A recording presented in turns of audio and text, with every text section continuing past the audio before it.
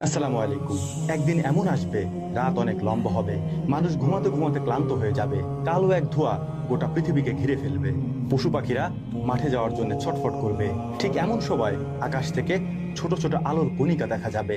মানুষ খুশিতে চিৎকার করতে করতে বাহিরে বের হয়ে আসবে, কিন্তু তারা বাহিরে বের হয়ে অবাক হয়ে দেখবে সূর্য পূর্ব দিকে না উঠে পশ্চিম দিক থেকে উদিত হয়েছে।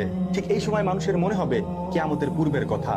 আল্লাহ রাব্বুল আলামিন যে কিয়ামতের কথা পবিত্র কোরআনে বলেছেন, মানুষ দৌড়ে গিয়ে পবিত্র কোরআন খুলবে, খুলে দেখবে পবিত্র কোরআন থেকে অক্ষরগুলিকে উঠিয়ে নেওয়া হয়েছে, সেখানে শুধু সাদা পৃষ্ঠাগুলি পড়ে আছে। ঠিক সেই সময় চিরদিনের জন্য তওবার দরজা বন্ধ হয়ে যাবে, তখন আর কারো তওবা কবুল হবে না।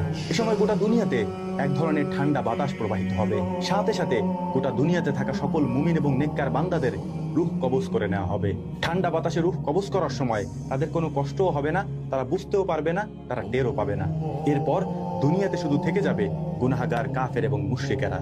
এরপর আল্লাহ তাআলার নির্দেশে ইসরাফিল আলাইহিস সালাম সিংগায় প্রথমবারের মতো ফুৎকার দিবেন। প্রথম ফুৎকারে গোটা দুনিয়া কেঁপে উঠবে, ভূমিকম্প হবে, এমন প্রলয়ঙ্করী ভূমিকম্প হবে যে গোটা দুনিয়াতে থাকা সমস্ত মানুষ মারা যাবে, সমস্ত জীবজন্তু মারা যাবে, আসমানের তারাগুলি ভেঙে ভেঙে পড়বে, জমিন ফেটে যাবে, সমুদ্র, সাগর, মহাসাগরের পানিগুলি আগুনে পরিণত হবে। পৃথিবীকে নিঃশেষ করে দেওয়ার পর এমতো অবস্থায় কতদিন থাকবে আল্লাহ তাআলা সেটা ভালো জানেন। এরপর আল্লাহ তাআলা বলবেন, আজকের ক্ষমতার মালিককে, আজকের ক্ষমতা কার? হে সাগর, তোমার বড় বড় ঢেউগুলি কোথায়? হে পাহাড়, তোমার উচ্চতা কোথায়? হে আকাশ, তোমার বিশালতা কোথায়?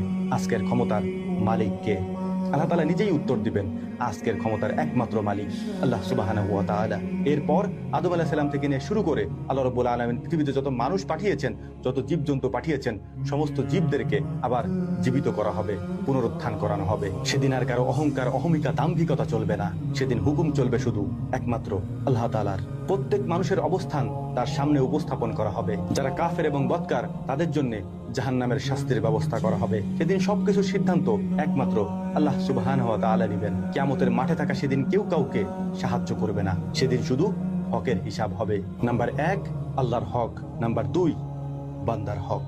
আল্লাহ রাব্বুল আলামিন বান্দার কাছ থেকে রবের হক বুঝে নেবেন এবং মানুষ মানুষের কাছ থেকে বান্দার হক বুঝে নেবেন। পবিত্র কোরআনের 99তম সূরা সূরা জিলজাল যদি আপনি পড়ে থাকেন, আপনার সামনে কিয়ামতের এই পরিবেশগুলি, কিয়ামতের এই দৃশ্যগুলি খুলে খুলে আল্লাহ রাব্বুল আলামিন বর্ণনা করেছেন। আপনার কাছে মনে হবে আপনার সামনে উপস্থাপন করা হয়েছে এটি। অবশ্যই পড়বেন সূরা জিলজাল, পবিত্র কোরআনের 99তম সূরা। আল্লাহ রাব্বুল আলামিন আমাদের সকলকে কিয়ামতের পূর্বে সকল ধরনের ফিতনা থেকে বেঁচে থাকার তৌফিক দান করুন। ওয়া মা তাওফীকি ইল্লা বিল্লাহ। নাসরুম মিনাল্লাহি ফাতহুন কারীব ওয়া আখিরু দাওয়ানা আলহামদুলিল্লাহি রাব্বিল আলামিন। আসসালামু আলাইকুম।